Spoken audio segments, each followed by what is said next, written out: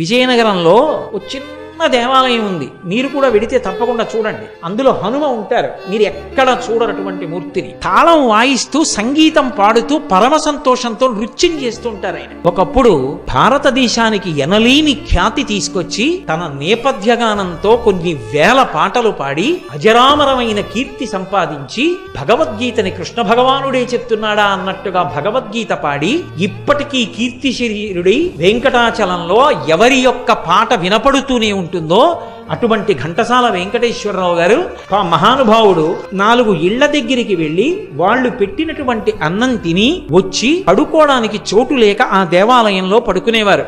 ఇప్పటికీ పెద్దలు అంటారు, అక్కడ పడుకునుండగా ప్రతిరోజు రాత్రి వేళ సంకీర్తన చేస్తారట హనుమ రామచంద్రమూర్తి మీద. మీరు ఇప్పటికీ వెడితే చూడొచ్చు. అది నేను ప్రత్యేకంగా దాని ఫోటో తెచ్చుకున్నాను కూడా. అసలు నేను ఇప్పటి వరకు ఎక్కడ చూడవా, ఒక్క విజయనగరంలోనే ఉందా మూర్తి. అక్కడే ఘంటసాల గారి పెద్ద విగ్రహం పెట్టారు. ఎక్కడ తను పడుకోవడానికి చోటు లేక ఇల్లు లేక గుడిలోకి వచ్చి పడుకున్నారో అక్కడే తరువాత ప్రపంచ ప్రఖ్యాతిని ఆర్జించినటువంటి ఘంటసాల వెంకటేశ్వరరావు గారు కచేరీ చేశారు.